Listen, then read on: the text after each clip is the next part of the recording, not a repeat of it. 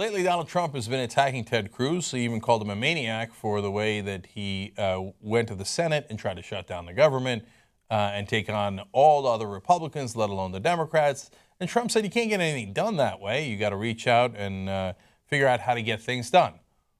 And I said on this show, and I've been saying for the last couple of days, be careful. Now, here's the strategy that Cruz wanted to do, and we explained this well over a month ago. He wants to basically ride on Donald Trump's coattails. Yeah, me too, I'm hateful. Yep, I'm right there with you. Oh, but I'm a senator. And when Trump goes down because he says something crazy, he steps in and goes, I was just like Trump, but I'm respectable. And in fact, that's what Trump got mad at in the first place. He told, in private, Cruz told donors, well, Trump and Carson are a little out of control. If you want, a nice, stable senator, you go with me. Now, in the meanwhile, he agrees with every maniacal position that Donald Trump has. In fact, he goes to actually get it done. He introduced 3 different bills to keep Muslims out of the country. Trump is just talking. Cruz is actually doing it. So when Trump finally attacked Ted Cruz, because Ted Cruz is now catching up to him in the national polls, only 5 points behind in one poll, very far behind in another. But in Iowa, in one poll, Ted Cruz is winning. Now, Donald Trump can't lose the first election there in the primaries. That's a caucus, obviously, because that would look very bad. He keeps telling the other guys, oh, you're losers, because you're losing to me in the polls. So he's got to attack Cruz. But when he does, well, he's going to step into a landmine, because remember, all the maniacal things that Ted Cruz did, the rest of the conservative movement loved. So this is exactly the trap that Ted Cruz was setting for. And so here comes Rush Limbaugh and Mark Levin to help Cruz spring that trap. Here's the problem with going after Ted Cruz, who's now rising dramatically in the polls from a Trump perspective. Ted Cruz is loved by the conservative base because Ted Cruz, when he did the filibuster in the Senate, that was loved by conservatives. They were cheering Ted Cruz standing up against what he calls the Washington cartel. So I'm not so sure that that same strategy is going to be as efficient if he's going up against a strong conservative in the field. But even people who are not particularly aligned with Cruz on the road got to be curious about this, because this is no different than what the media would say about Ted Cruz. This is no different than what the Democrat Party would say. I mean, this is what the Republican establishment would say, for crying out loud.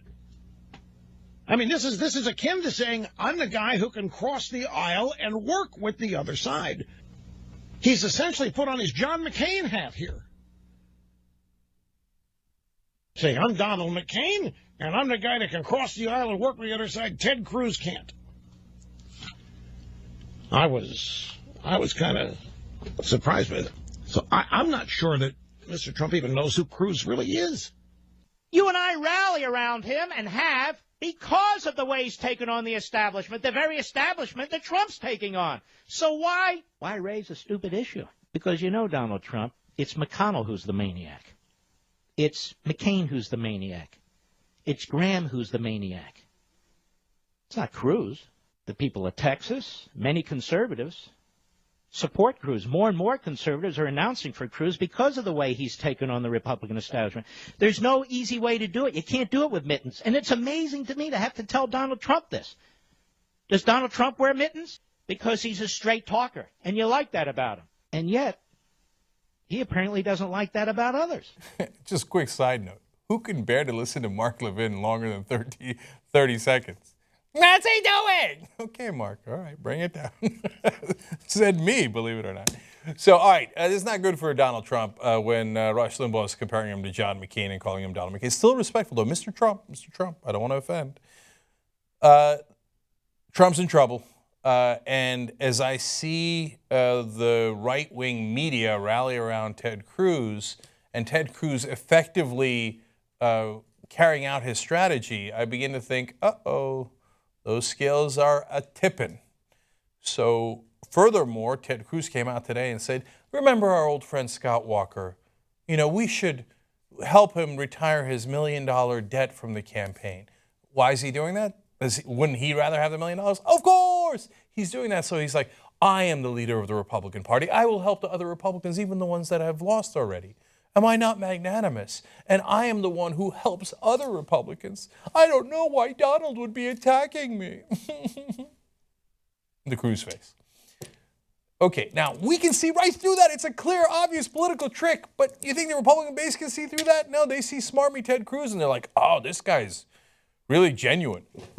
Who thinks Cruz is genuine except these idiots? So don't mistake the fact that it's insane and unbelievable for the idea that it might not work. It probably will work. It's in the middle of working now. In fact, I'm ready. You ready for this?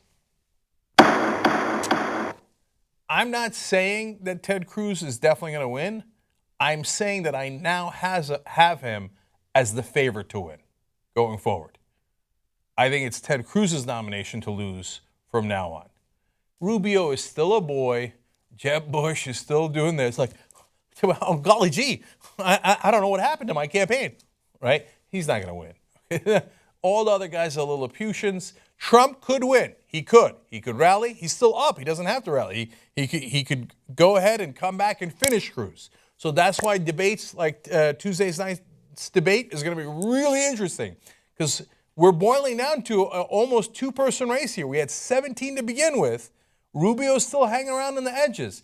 Look, I picked Rand Paul to win. That seems totally wrong now, and then you'll say, why the hell should I listen to you telling me that Cruz is likely to win now? The reason I picked Rand Paul to win is because the Republican voters are in an angry mood. They want someone populist, and they want someone who's an outsider and not a standard politician. Way at the beginning of this, many months ago, I thought that might be Rand Paul. It hasn't been, right? But the two people that are in that camp at this point are Trump and Cruz. So I think it's very likely to be one of them. Cruz is very savvy politically, and Trump is kind of a bull in a china shop. He's Wreck-It Ralph.